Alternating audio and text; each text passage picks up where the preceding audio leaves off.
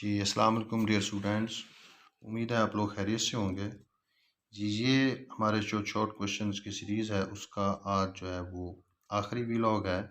ये 180 जो हैं शॉर्ट क्वेश्चंस हैं, जिनको आज हम इंशाल्लाह 165 तक हम पहले कर चुके हैं।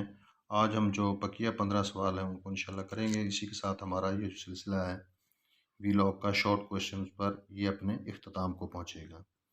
जी, ज़कात सवाल नंबर 166 है, ज़कात और टैक्स में क्या फ़र्क है? जी, ज़कात सिर्फ मुसलमान साहिब निसाब पर फ़र्ज़ होती है, जबकि टैक्स मुस्लिम और गैर मुस्लिम दोनों पर आयद हो सकता है। जी, इसी तरह टैक्स की शरह कमोबेश होती रहती है, यानी कम या ज़्यादा होती रहती है, जबकि टैक्स ज़कात की शरह हमेशा के लिए मुकर्रर कर दी गई है। इसके अलावा एक और फ़र्क जो टैक्स और ज़कात में, टैक्स की अदायगी ना करने पर सज़ा या जुर्माना हो सकता है, जबकि ज़कात की अदायगी ना करने पर सज़ा या जुर्माना नहीं होता। ये सवाल नंबर 167, सरमायाकारी से क्या मुराद है? ऐसा अमल जिसमें अशिया व खिदमात की पैदावार बढ़ाई जाती है, मुल्क के हकीकी असासों में इजाफा करना, यानी नए कारखाने लगाना, डैम बनाना, बिजली घर तामीर करना, इसे सरमायाकारी कहते हैं। जी, करीबी सर से क्या मुराद है? ऐसा ज़र जिसे फौरी तौर पर इस्तेमाल ना किया जा सके, लेकिन उसे ज़र में तब्दील किया जा सकता है, मसलन बांड्स, हुंडियाँ और सरकारी कफ़ालतें, हुकूमती कफ़ालतें वगैरह, इसको करीबी ज़र कहते हैं।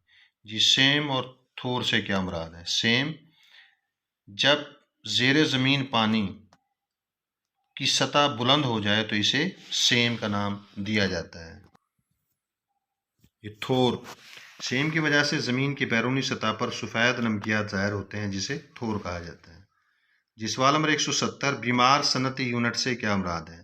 ऐसा सनती यूनिट जो बंद पड़ा हो या तवील अरसे से खसारे का शिकार हो, उसे बीमार सनती यूनिट कहते हैं। सवाल नंबर 171 है, स्टेट बैंक ऑफ पाकिस्तान के अहम शोबों के नाम लिखें। जी, 4 अहम शोबे हैं इसके। पहला शोबा इजरा, जिसका काम नोट जारी करना होता है। शोबा बैंकारी, जो तजारती बैंकों को कंट्रोल करता है। ज़र मुबादला का शोबा, जिसके ज़िम्मे ज़र मुबादला का काम होता है। और शोबा तहकीक, रिसर्च, जो रिसर्च करता है शोबा के कौन से नोट जो हैं वो लोगों में मकबूल हैं, कौन से जो है नोटों को तब्दील करने की ज़रूरत है, उसको शोबा तहकीक कहा जाता है। सवाल नंबर 172, बचत की तारीफ़ करें। बचत क्या होती है? What is saving? आमदनी का वो हिस्सा जो ज़रूरियात ज़िंदगी पर खर्च करने के बाद बच जाता है, उसे बचत कहते हैं। और बचत बराबर होती है आमदनी माइनस सरफ। जी, सवाल नंबर 173, फ़ीस और कीमत में क्या फ़र्क है? फ़ीस और कीमत में फ़र्क है कि जो फ़ीस इस खिदमत की लागत से ज़्यादा और कम हो सकती है, जबकि कीमत इसकी मुहैया करदा खिदमत के बराबर ही होती है। मसलन आप बिजली इस्तेमाल करेंगे तो उसकी कीमत देनी पड़ेगी, वरना नहीं। जबकि टेलीविज़न फ़ीस आपको टीवी बंद रहने की सूरत में भी देनी पड़ेगी। ये फ़र्क है फ़ीस का और कीमत का। जी, सवाल नंबर 174, टैक्स के उसूल तयक्कुन से क्या मुराद है? ये एडम स्मिथ का पेश करदा टैक्स का उसूल है। इस उसूल के तहत टैक्स दहिंदा को, यानी टैक्स देने वाले को, इस बात का यकीन होना चाहिए कि उसने कितना टैक्स देना है, कब अदा करना है और किस जगह अदा करना है। ये सवाल नंबर 175, मख्फी बेरोज़गारी या खुफिया बेरोज़गारी से क्या मुराद है? जब किसी मजदूर को काम से निकालने पर कुल पैदावार में कोई कमी ना आए तो उसे मख्फी बेरोज़गारी कहते हैं। मख्फी बेरोज़गारी आम तौर पर ज़राअत के शोबे में पाई जाती है। सवाल नंबर 176, अफराते ज़र के महंगाई के 4 असबाब बयान करें, 4 वजूहात। तलब में इजाफा हो जाए तो भी कीमतों में इजाफा होता है, आबादी में इजाफे से, लागत पैदाइश बढ़ जाए या हुकूमत टैक्सों में इजाफा कर दे। ये तमाम वजूहात हैं जिनकी बिना पर महंगाई बढ़ती है, कीमतों में इजाफा होता है। सवाल नंबर 177, बिला सूद बैंकारी से क्या मुराद है? इस्लाम चूँकि एक मुकम्मल ज़ाब्ता हयात है, इसमें सूद को हराम करार दिया गया है और एक बिला सूद बैंकारी का मुतबादल निज़ाम भी दिया गया है, जिसमें मुजारबत और मुशारकत और नफ़ा और नुकसान की बुनियाद पर काम किया जाता है।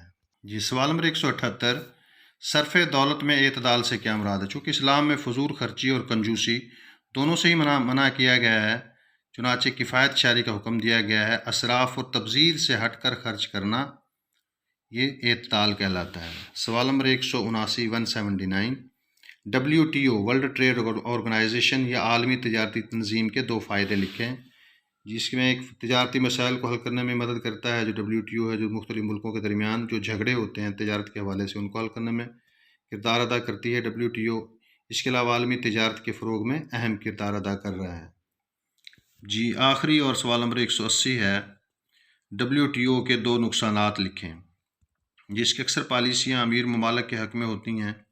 जो अमीर मुल्क जो हैं उनका ज़्यादा, चूँकि बैनुल-अक़वामी तिजारत पर ज़्यादा कंट्रोल है, इसलिए ये इदारा जो है उन्हीं के जो मफादात हैं उनको ज़्यादा तहफ़्फ़ुज़ करता है।